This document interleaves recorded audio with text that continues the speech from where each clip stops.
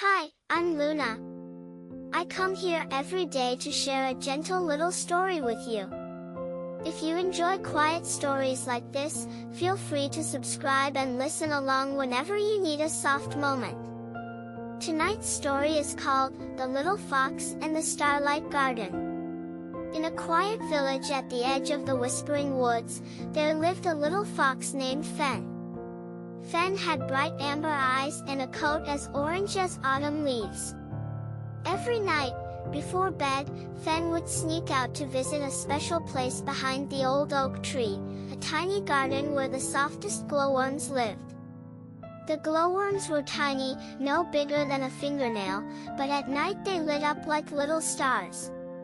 They had been there for as long as anyone could remember, and the village children loved watching them dance. But Fen loved them most of all. One evening, Fen discovered something unusual. Near the garden center, a single glowworm was dimmer than the others. It flickered weakly, like a candle about to go out. "Are you all right?" Fen whispered. The tiny creature blinked slowly.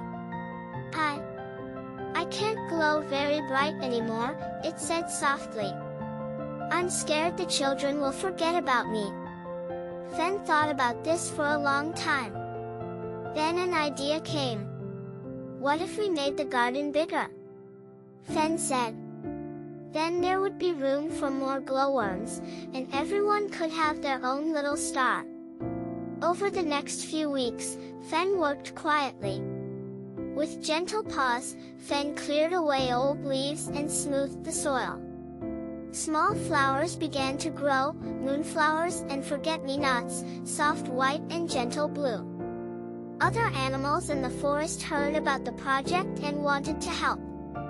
The rabbits brought clover seeds, the birds carried wildflower pollen, and the deer mice built tiny pebble borders.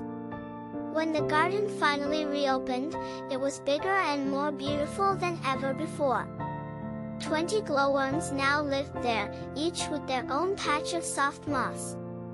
The dim glowworm from before found a cozy corner near a moonflower, and with so many friends around, it began to glow brighter again, not the brightest, but warm and steady, like a heartbeat. The village children came every night to see the garden. They would sit on the soft grass and watch the glowworms dance. And every time they looked at the dimmest one, they smiled the biggest, because they knew it had tried so hard to shine.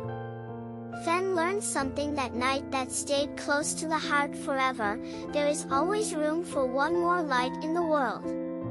And sometimes, the smallest glow can mean the most. And that's the end of today's story. I'm Luna, thank you so much for listening. If this story kept you company, please consider subscribing, sharing it with a friend, or leaving your thoughts in the comments below.